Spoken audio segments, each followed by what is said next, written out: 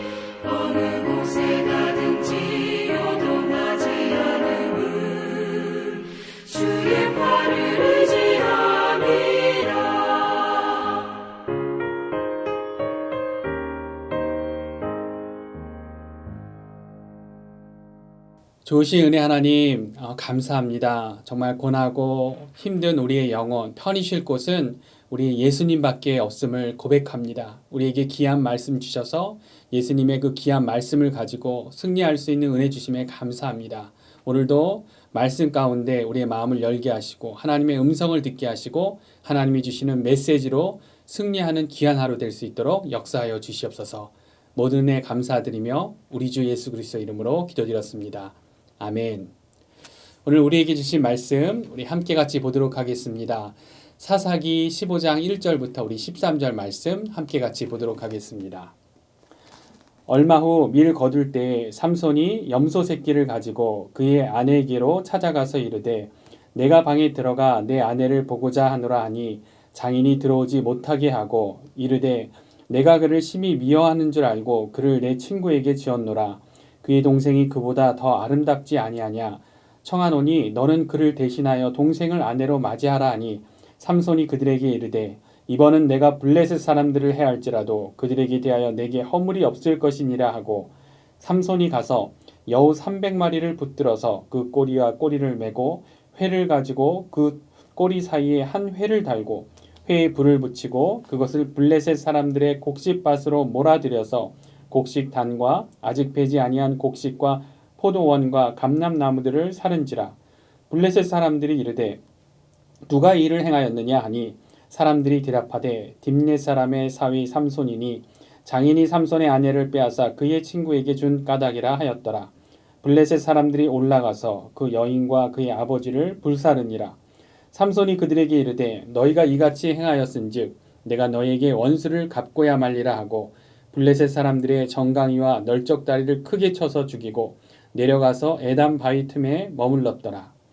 이에 블레셋 사람들이 올라와 유대의 진을 치고 레이에 가득한지라. 유다 사람들이 이르되 너희가 어찌하여 올라와서 우리를 치느냐. 그들이 대답하되 우리가 올라온 것은 삼손을 결박하여 그가 우리에게 행한 대로 그에게 행하려 함이로다 하는지라. 유다 사람 3,000명이 에담 바위 틈에 내려가서 삼손에게 이르되 너는 블레셋 사람이 우리를 다스리는 줄을 알지 못하느냐. 내가 어찌하여 우리에게 이같이 행하였느냐 하니 삼손이 그들에게 이르되 그들이 내게 행한 대로 나도 그들에게 행하였노라 하니라.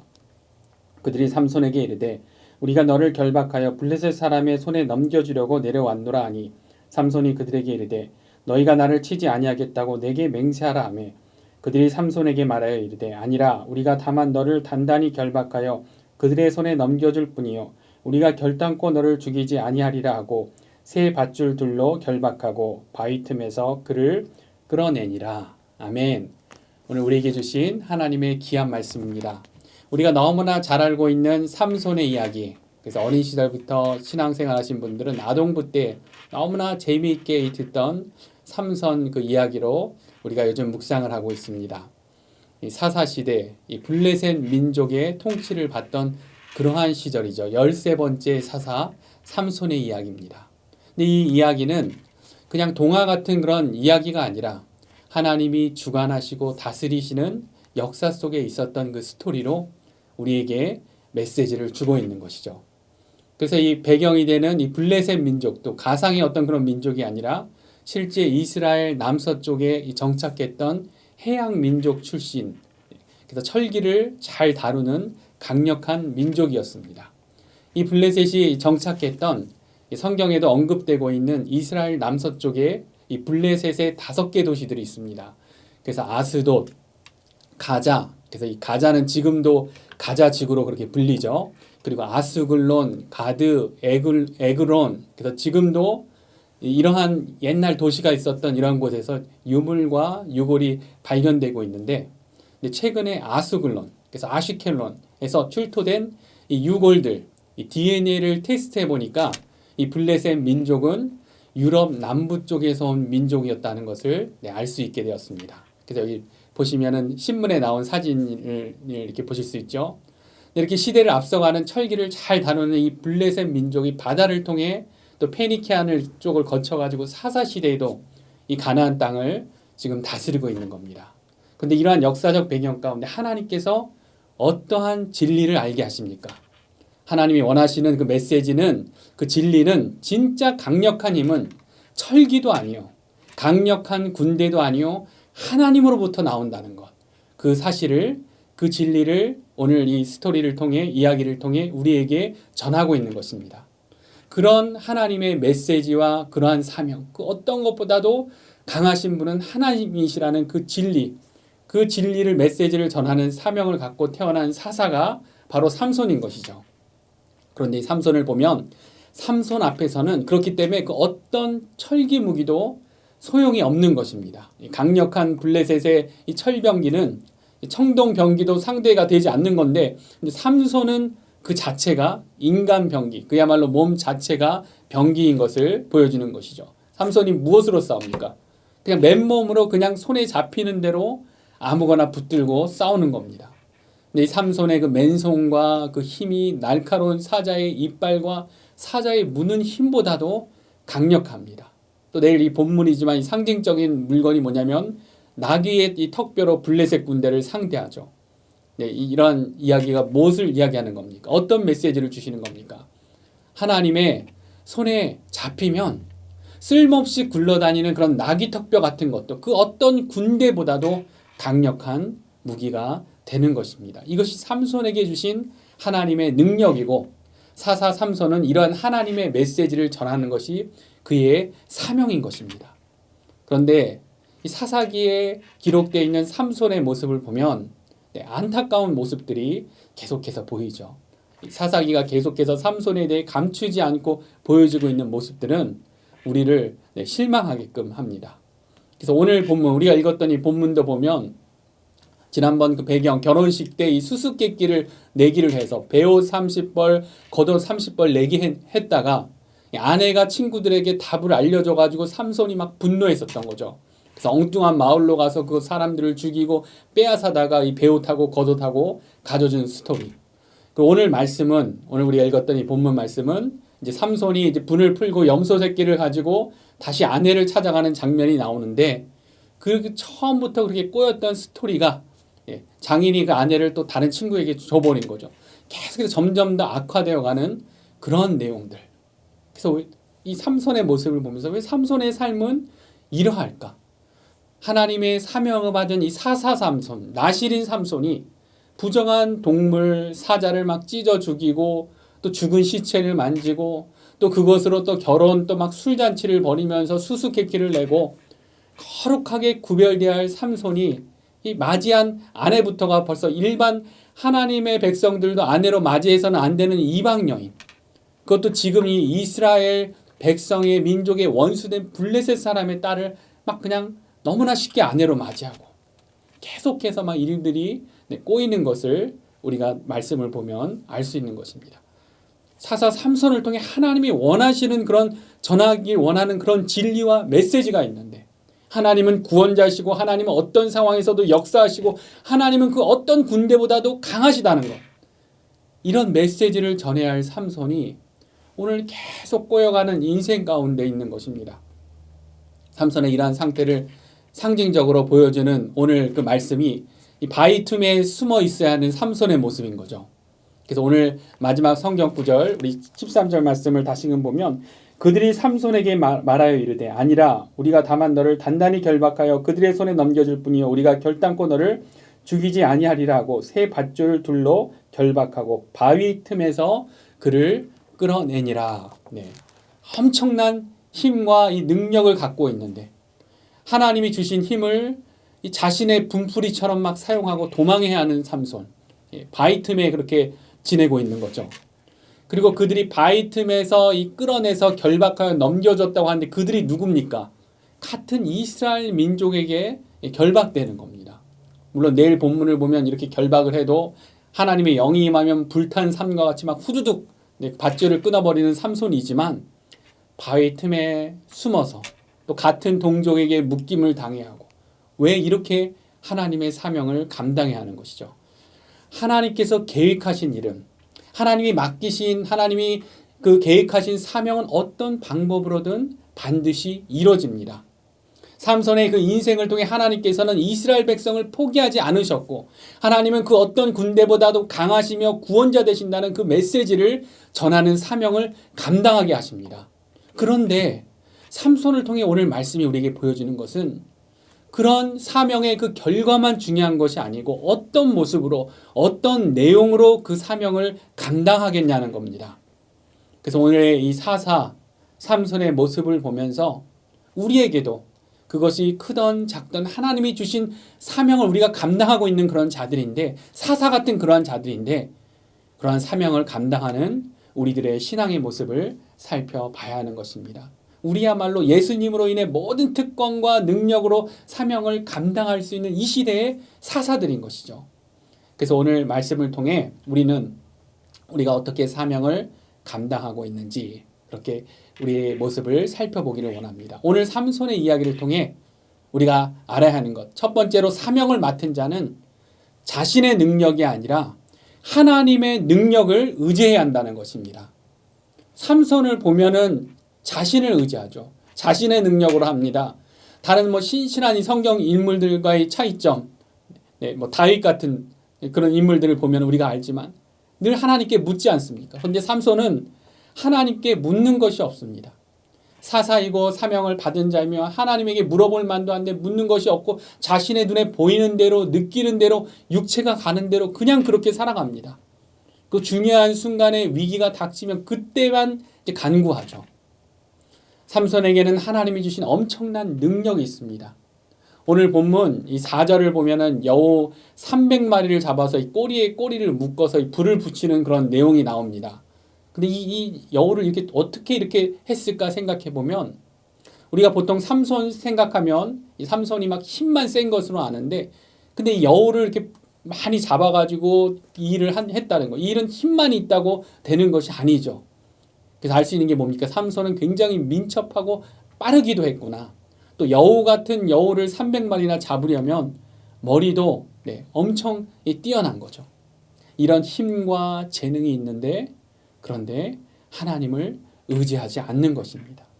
이것이 하나님의 백성, 특별히 능력과 재능이 있는 자들이 빠지기 쉬운 그러한 함정입니다. 힘과 능력이 있으면 자신을 의지하려고 합니다. 자신의 경험을 의지하려고 합니다. 신앙이 없는 것이 아닙니다.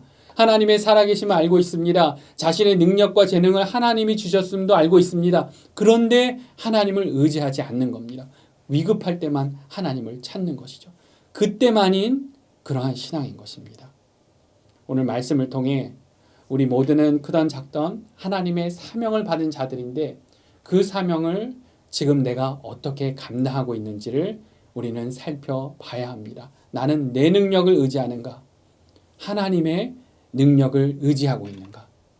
내가 지금 정성을 다해 수고하며 내 힘과 막 그 빠름과 민첩함과 머리를 사용하여 여우 300마리를 잡는 것과 같은 그런 일을 하고 있는데 그것이 하나님과 상이 없는 더 쉽게 할 수 있는 하나님의 사명을 어렵게 이뤄지게 하는 것이라면 이것이 얼마나 고생입니까? 그래서 우리가 우리의 힘과 재능이 아니라 하나님의 이 능력을 의지하려면 이 삼손도 현실적인 어떤 눈에 보이는 것들에 대해서는 다 너무 잘 알고 있었지만 영적인 눈을 떠야 하는구나. 오늘 말씀을 통해 우리가 그것을 알게 됩니다. 하나님께 묻고 간구하고 때로는 기다리는 그러한 시간이 우리에게 필요한 것입니다. 그 결과만, 하나님이 주신 사명을 어떻게 했는지 그 결과만 중요한 것이 아니라 그 과정과 내용도 아름답게 하나님께 영광이 되도록 하는 것, 그것이 하나님이 기뻐하시는 사사된 사명자의 모습인 것입니다. 그 사실을 알게 해주시는 완벽한 모델이 바로 우리 예수님이시죠. 예수님, 우리 예수님을 생각해보면 예수님이 삼손과 같은 그런 힘과 능력이 없으십니까? 모든 능력, 모든 힘을 갖고 계신 분이십니다.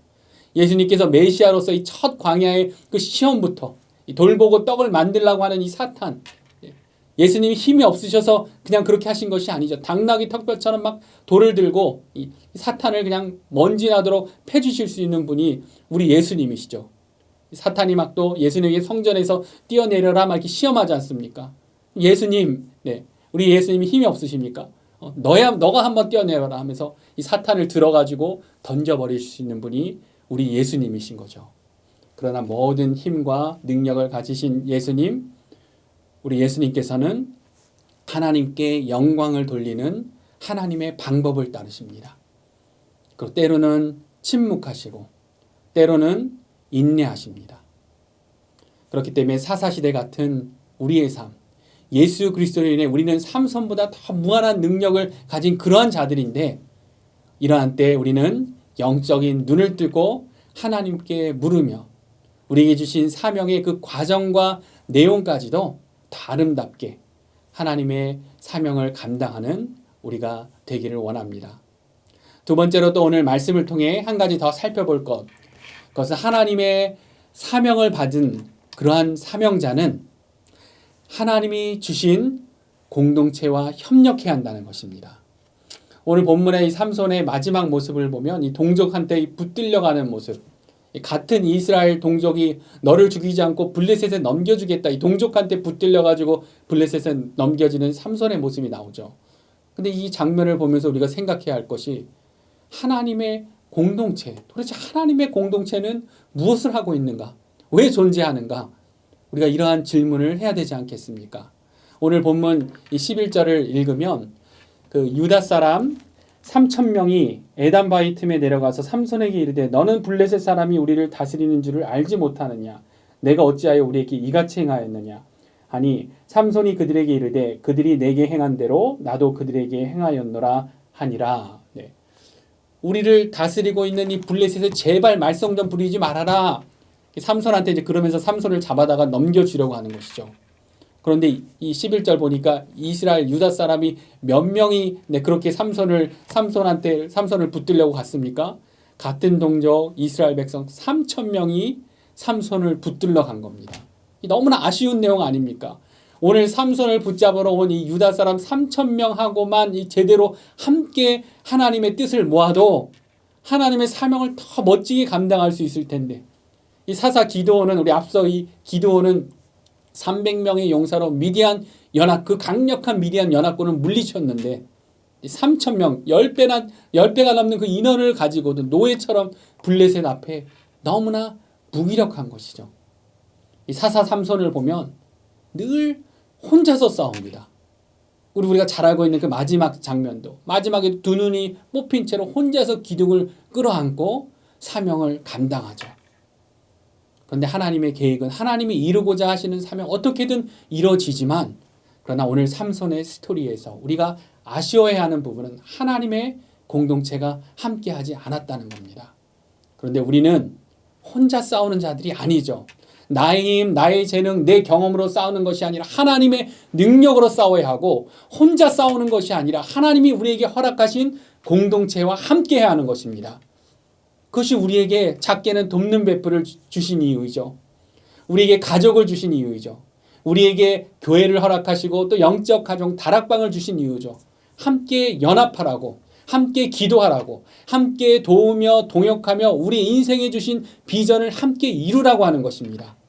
그것이 하나님의 계획이고 하나님이 우리에게 주신 축복인 것이죠.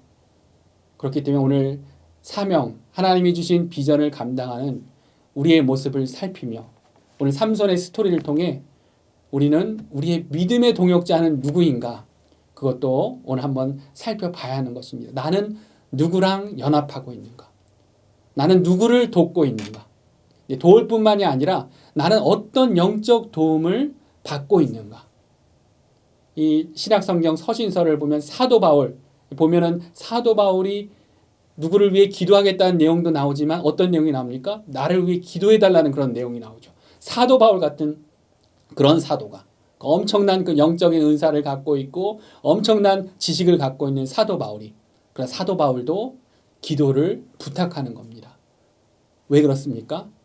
공동체에 하나님이 주신 축복과 그 파워를 알기 때문에 함께 싸우라고 우리에게 동역자를 주신 것입니다.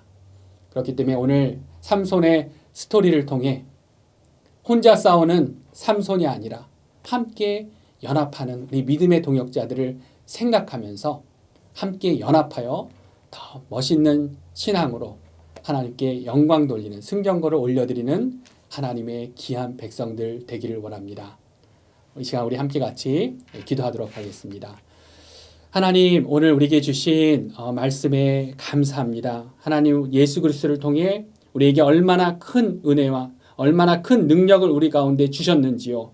우리가 우리의 주신 사명과 비전을 놓고 우리의 힘과 우리의 재능과 우리의 어떤 방법으로 우리의 경험으로 하는 것이 아니라 하나님의 능력을 더 의지하여 그 결과만이 아니라 그 과정조차도 그 내용조차도 더 아름답게 하나님께 올려드리는 그러한 사사 같은 그러한 사명자들이 되기를 원합니다.